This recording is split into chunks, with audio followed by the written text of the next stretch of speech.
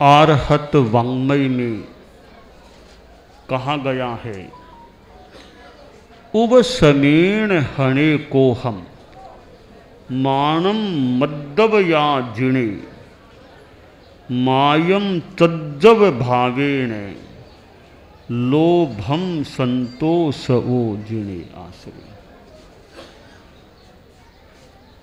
एक शब्द है कसाय, यानी जिसके द्वारा पाप कर्म का या कर्म मल का आगमन होता है वह कसाय है। चित्त को जो कलुषित करने वाले तत्व हैं वे कसाय हैं। कसाय के 4 प्रकार बताए गए हैं शास्त्र में। कोह गुस्सा कसाय है, मान अहंकार कसाय है, माया लोभ। गुस्सा, अहंकार, माया और लोभ ये चारों एक विकार हैं जो हमारी चेतना को मलिन बनाने वाले होते हैं। और गुस्से से तो हम लोग यानी काफ़ी परिचित हैं। कैसे किसी को गुस्सा आ जाता है। थोड़ी देर पहले जो आदमी शांति से बैठा था, किसी ने कुछ ऐसा वैसा बोल दिया और आदमी गुस्से में आ गया। गुस्सा एक प्रकार की हमारी कमजोरी है और गुस्सा हमारा शत्रु भी है। जैसे आलस्य को शत्रु कहा गया है, आलस्य शत्रु है, वैसे गुस्सा भी शत्रु है। कोपः शत्रुर मनुष्याणाम, मनुष्यों के लिए यह कोप गुस्सा शत्रु होता है। और जब आदमी को आवेश आता है फिर कई बार गुस्से को रोक पाना भी मुश्किल हो जाता है। आदमी कुछ भी बोल देता है, हाथ भी उठा लेता है और कोई गलत निर्णय ले सकता है। इसलिए हमें गुस्से पर कंट्रोल रखना चाहिए। गुस्सा गलत निर्णय करा सकता है। आवेश आ गया, तत्काल आदमी निर्णय ले लेता है, तो गुस्से में लिया गया निर्णय गलत हो सकता है। इसलिए जो बड़े लोग यानी जो एक पदों पर काम करने वाले होते हैं, भले राजनीति में हो, समाज में हो, बड़े बड़े जो जिम्मेवार लोग हैं, अधिकारी लोग हैं, पदाधिकारी होते हैं, उनके लिए भी ध्यातव्य है कि गुस्से में कोई निर्णय नहीं लेना चाहिए। जब गुस्से में दिमाग है उस समय निर्णय जहाँ तक हो सके नहीं लेना चाहिए। फिर शांति हो जाए दिमाग में तब सोचकर निर्णय लेना चाहिए। शांति की अवस्था में लिया जाने वाला निर्णय कुछ ठीक हो सकता है और गुस्से की स्थिति में लिया जाने वाला निर्णय कई बार बहुत गलत हो सकता है। तो जो अधिकारी होते हैं, पदाधिकारी होते हैं, कंपनी के मुखिया हो, राजनीति में मंत्री हो, सरकार में हो, सांसद है, विधायक है, पंचायत के आदि जो पदों पर हैं, तो उनमें गुस्सा आवेश के रूप में नहीं होना चाहिए। गुस्सा आ भी जाए तो गुस्से के दौरान निर्णय जहां तक हो सके कोई नहीं लेना चाहिए। अब प्रश्न है कि वो गुस्सा तो आ जाता है, अब कैसे करें, गुस्सा कम कैसे करें। शास्त्र में कहा गया है, उवसमेण हणे को हम, उपशम के द्वारा गुस्से को खत्म करो। उपशम शांति की साधना करो। मेडिटेशन है, योग है, शांति की अनुप्रेक्षा है, चिंतन है, और आदमी मन को भी समझाए कि गुस्सा करने से क्या लाभ होगा। जो बात कहनी है वो मैं शांति से भी कह सकता हूँ, तो उसके लिए फिर मैं गुस्सा क्यों करूँ। मैं गुस्सा करूँगा तो पता नहीं सामने वाले के मन पर भी क्या प्रतिक्रिया होगी, वह भी वापिस किस रूप में मेरी बात को सम्मान से लेगा कि नहीं लेगा, क्या पता।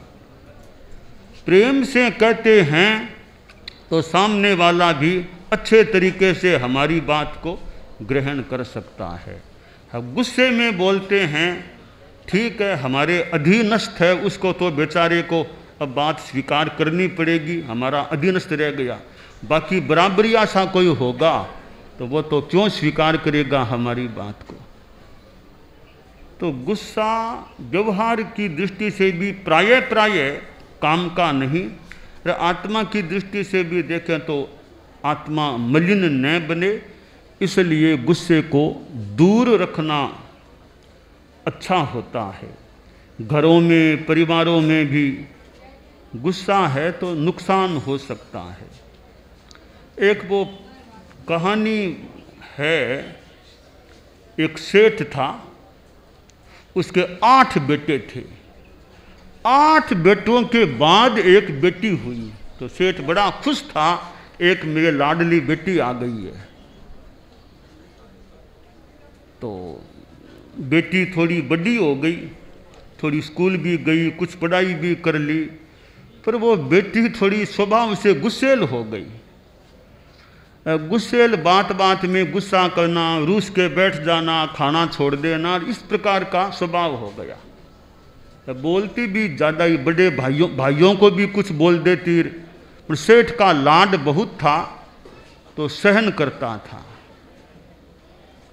तो आखिर वो थोड़ी विवाह के लायक हो गई, तो बाप का तो कर्तव्य है बेटी की शादी करना, क्योंकि पिता गृहस्थ जीवन में पिता का एक प्रकार का ये दायित्व है कि बेटा बेटी को शादी न हो जाए तब तक बाप के दिमाग पर थोड़ा सा भार, भी बेटी बेटे की शादी करनी है, शादी करनी, वो काम हो गया तो फिर दिमाग थोड़ा हल्का, मेरा काम हो गया है।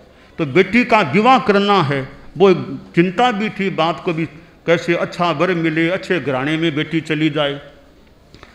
तो आखिर लड़कों को देखा तो एक लड़का ठीक लगा, भी इसके साथ शादी कर देते हैं।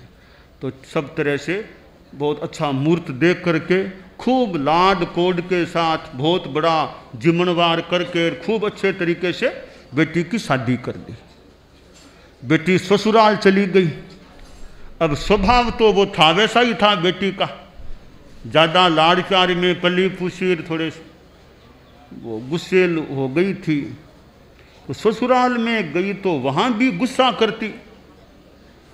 तो 2-4 महीनों में तो सारा ससुराल उसके विरोध में हो गया कि ये कैसी आ गई है।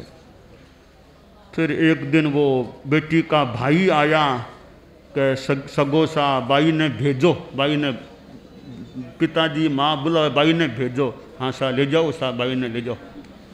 तो भेज दिया। अब वो बाई पीहर आ गई तो अच्छी तरह पीर में रह रही थी। तो एक दिन माँ और बाप के पास वो बेटी बैठी थी, तो बाप ने पूछ लिया कि बेटी सुखी हो ना, ससुराल में सुखी तो हो ना। तब वो बेटी रो पड़ी कि पिताजी क्या सुखी हूँ, आपने मुझको कहाँ भेज दिया, इतना क्या बैर था मेरे से, कहाँ भेज दिया, क्या हुआ, ससुराल कैसा है।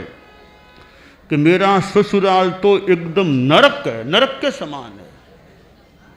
मेरा ससुर ऐसा है, सास तो चुड़ैल ऐसी है, वैसी है, ननंद ऐसी है।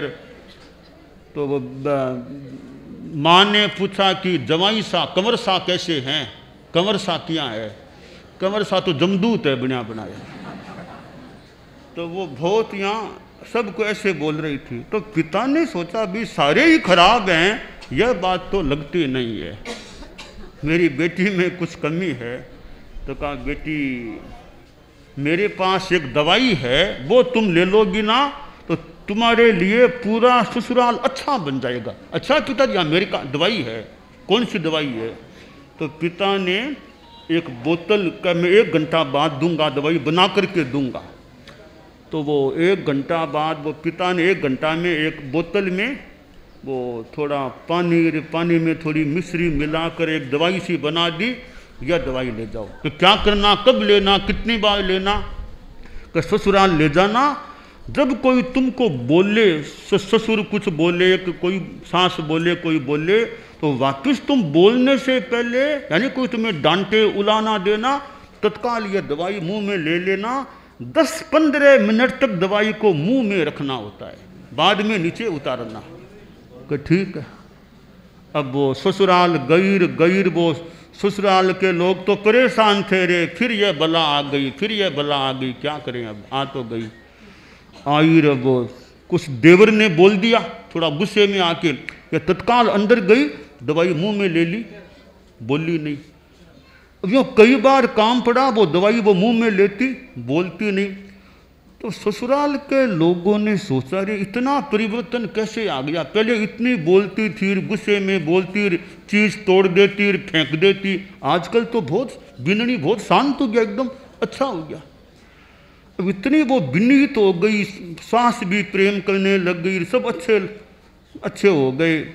तो सास ने कहा, भाई परिवार से कहा कि बीननी बिल्कुल ठीक है, हमारी बीननी ने कोई भी की बोल दियो तो खबरदार है, कोई की बोल दियो तो, हमारी इतनी अच्छी बीननी आ। तो अब बहुत बस में कर लिया, ससुराल को कंट्रोल एकदम बस में कर लिया बीननी ने।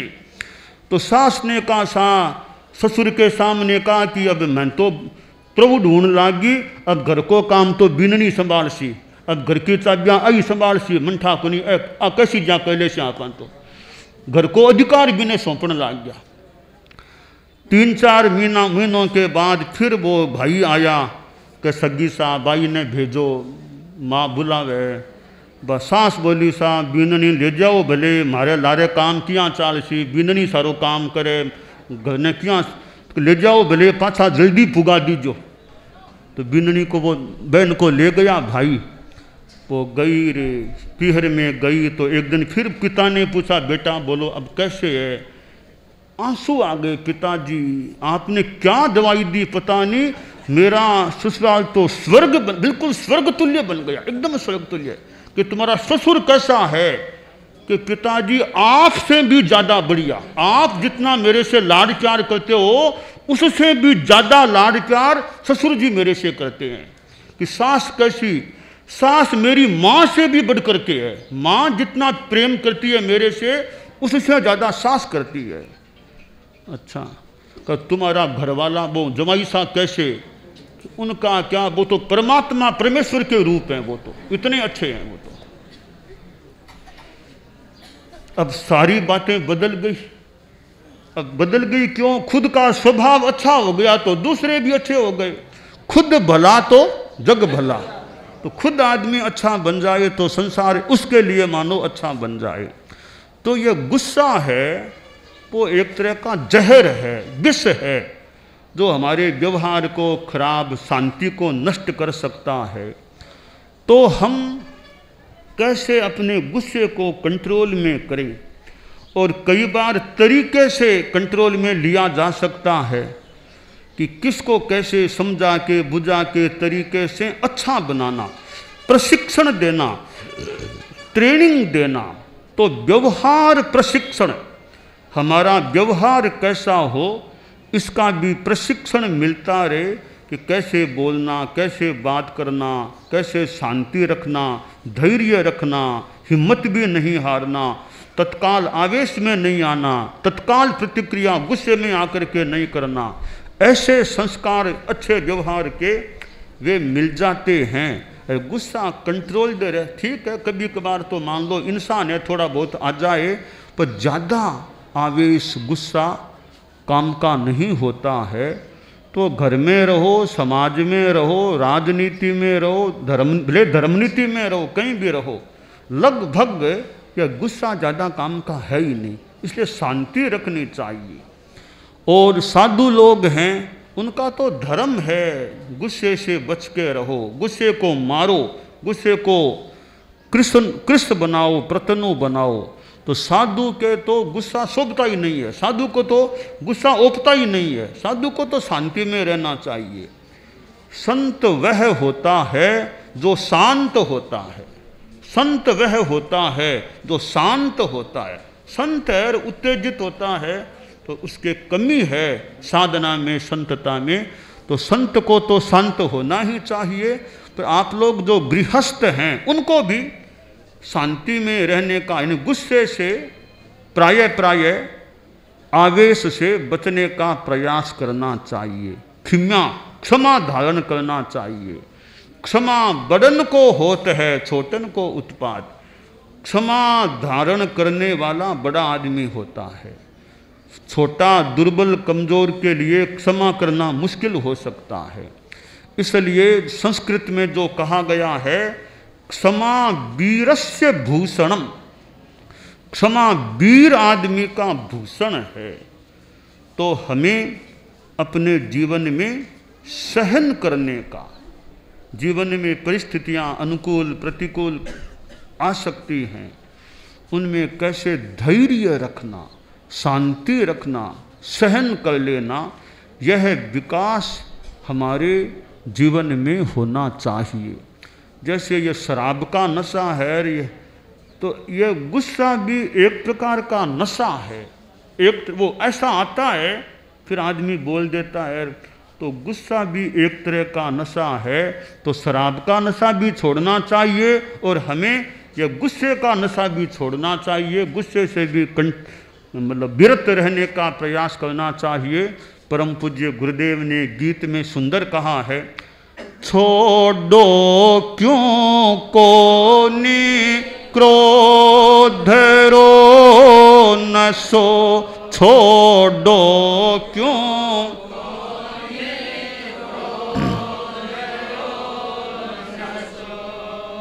थारी आँखा में लोही रो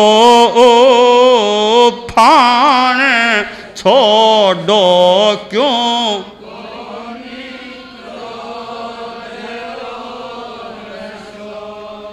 थारे अक बक बकनेरी पड़गी बाण, दूजाने काले नाग जूंडसो, क्रोध बड़ो दुर्गुण दुनिया में, घट घट में बस, क्रोध बड़ो दुर्गुण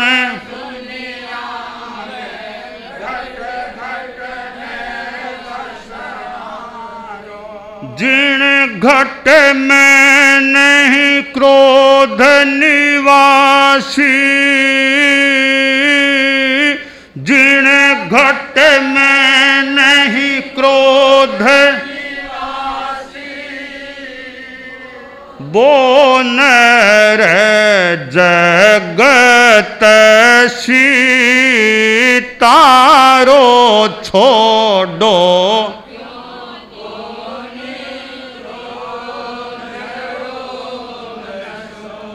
प्रेम परस्पर दर पीढ़ारो, शिष्टाचार सदारो, प्रेम परस्पर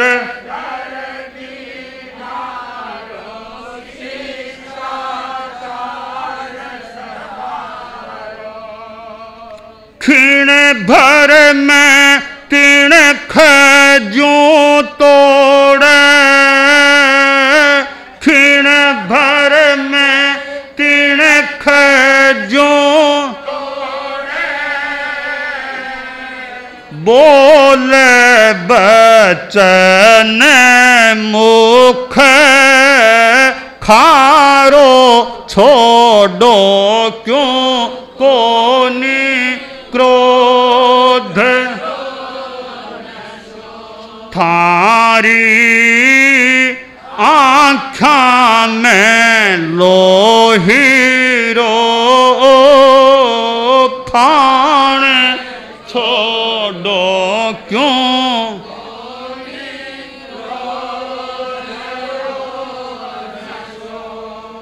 गाली सुण्या ने हुए गुमरा छिदे ने अवयव थारो।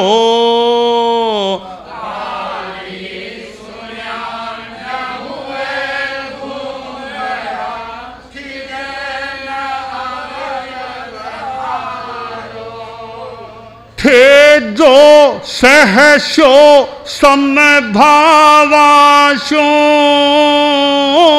थे जो सहसो समभावाशो,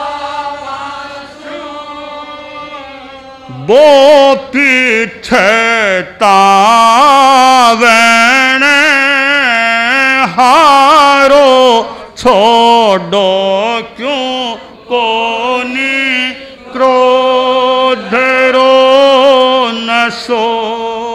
थारी आँखा में लोहीरो ओ फाने छोड़ो क्यों कोनी थारे अक बक बकनेरी पड़गी बाण दो जाने काले नागजूं डसो। तो हम अपने गुस्से पर कंट्रोल रखने का, उसे शांत रखने का, गुस्सा रूपी सांप है, इसको शांत रखने का प्रयास रखें, यह काम्य है।